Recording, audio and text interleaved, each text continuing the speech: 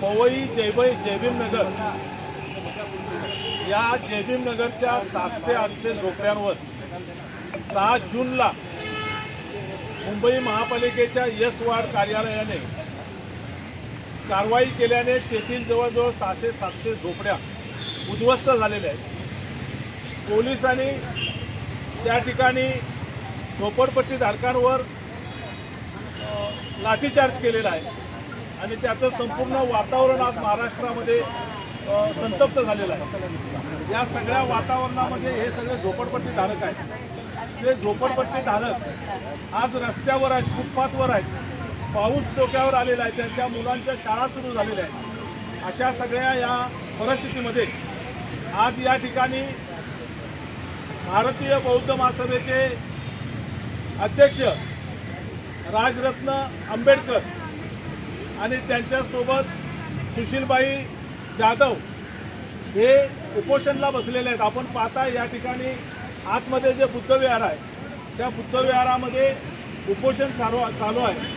पवई पोलिसांनी या ठिकाणी हा जो बॅरिकेड लावलेले आहे आणि त्यामुळे उपोषणला बसलेले बाहेर येऊ शकत नाहीत आणि आतमध्ये जाणारे लोक सोडत नाही आहे। आतमध्ये असलेले सुशीलबाई जाधव हे या उपोषणाच्या निमित्तानं बोलणार आहे। बाई काय सांगा?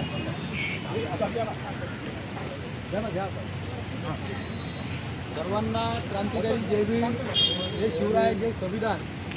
आज या देशामध्ये खरंच भारत स्वतंत्र झालाय का, हा आमचा या ठिकाणी या प्रशासनाला, या शासनाला एक प्रश्न या ठिकाणी निर्माण करतोय, आम्ही एक उपस्थित करतोय।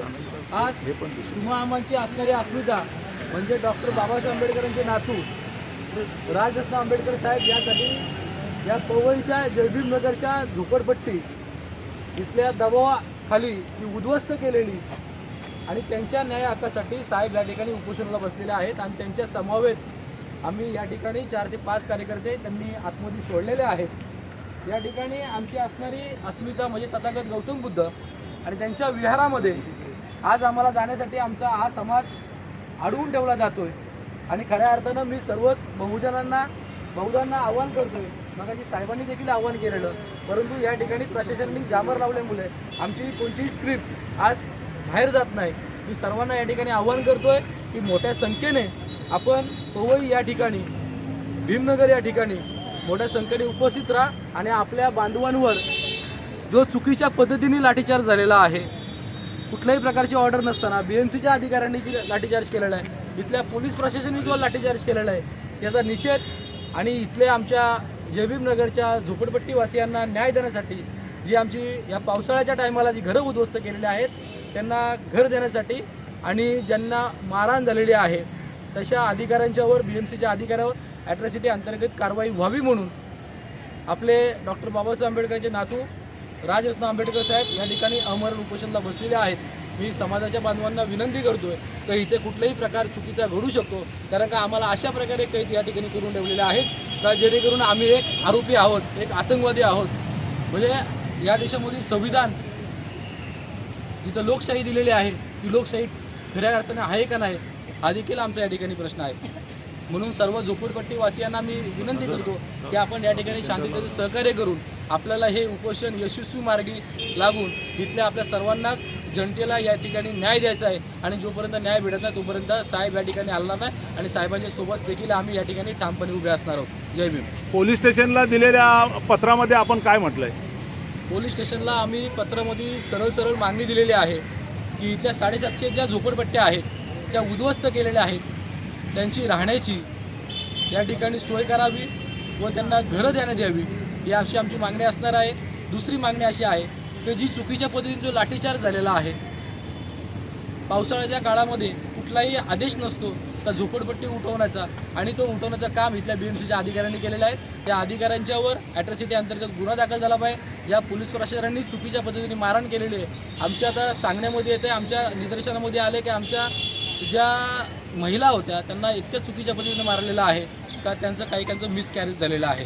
म्हणजे इतकं भयंकर, म्हणजे यांना माणूस नावाची चीज आहे का नाही त्यांचे देखील जीव आहे का नाही हा देखील प्रश्न आहे. आणि अशा आमच्या विविध मागण्या आम्ही त्या लेटरमध्ये दिलेल्या आहेत आणि त्या मागण्या जोपर्यंत मान्य होत नाही तोपर्यंत आम्ही या ठिकाणी उठणार आहोत. हे तोपर्यंत उपोषण चालूच राहणार आहे. कंटिन्यू चालू राहणार आहे. आणि पत्रकार बांधवांना विनंती करतो की आपण या सर्व फुटेज लाईव्ह करून समाजापर्यंत पोहोचवावं आणि इथलं प्रशासन, इथलं गृह खातं, इथलं मुख्यमंत्री या ठिकाणी येऊन भेट देतील आणि हा प्रश्न लवकरच मार्गी लावतील ही आम्ही या ठिकाणी अपेक्षा व्यक्त करतो. हे जे उपोषणला आपण बाबासाहेबांचे नातू राजरत्न आंबेडकर साहेब बसलेत, सोबत सुशीलभाई आपण आहात आणि बाहेरून हे बॅरिकेड लावून आतमध्ये बाहेरच्या लोकांना आत जाता येत नाही, आतमध्ये तुम्ही दोघे चौघे बसलात, तुम्हाला आता कोणाला बाहेर येता येत नाही. काय पोलिसांची नेमकी काय भूमिका आहे याबद्दल? मला तर असं वाटतंय पोलिसांची भूमिका इतकी भयंकर आहे की आमच्या लोकांना जी मारहाण झालेली आहे ती पण न विदाऊट परमिशन करता मारहाण झाली आणि कदाचित आमच्या पण जीवाला धोका असू शकतो. कारण का इथे कुठल्याही प्रकारचा अनुचित प्रकार घडू शकतो. कारण का तुम्ही पाहू शकता हे आमच्या जिथं तथागत गौतम बुद्धांनी या देशामध्ये शांतीचा मार्ग दाखवला आणि त्या भूमीमध्ये आम्ही बसलेलो आहोत, तिथं पण आम्हाला आरोपी असल्यासारखं कैद करून ठेवलेलं आहे. त्याच्यामुळं आम्ही भयभीत आहोत का इथं कुठलाही प्रकार घडू शकतो. म्हणून समाजाला आवाहन करतो की आपण मोठ्या संख्येने या ठिकाणी या तर जेणेकरून कुठलाही प्रकार अनुचित घडू शकतो. आणि आमचा विश्वास आता बिलकुल राहिलेला नाही आहे कारण का आम्हाला कशा पद्धतीने या ठिकाणी कैद करून ठेवलं आहे तुम्ही पाहू शकता. या ठिकाणी तुम्ही आता जे तुम्हाला कैद करून ठेवलंय म्हणून सांगताय, आदरणीय राजरत्न आंबेडकर साहेब वरिष्ठांशी काय याबद्दल संपर्क साधणार आहेत का? नक्कीच साहेबांनी या ठिकाणी लाईव्ह केलेलं आहे आणि साहेबांनी सगळीकडे आव्हान केलेलं आहे आणि जी जी यंत्रणा या ठिकाणी लागणार आहेत ती साहेबांच्या माध्यमातून लावलेली आहेत. लवकरच याच्यावर एक काहीतरी तोडगा निघेल आणि प्रश्न मार्गी लागेल ही आम्ही अपेक्षा या ठिकाणी व्यक्त करतो. धन्यवाद.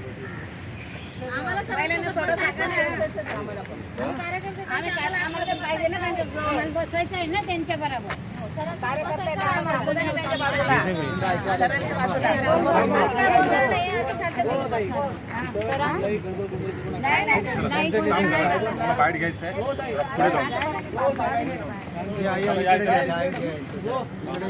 तुला बसायचं आहे, आम्हाला दुसरं काही करायचं नाहीये. शांतताच राहील आणि शांततेनंच कामं होतील. आम्ही मुख्यमंत्र्याला मागणी करतोय की तुम्ही इथे या, बस. दुसरं आम्हाला काही माहिती नाही. आम्ही मुख्यमंत्र्यांना रिक्वेस्ट केलेली आहे इथे या शिंदे साहेबांना. आमच्या एरियात आहेत ते.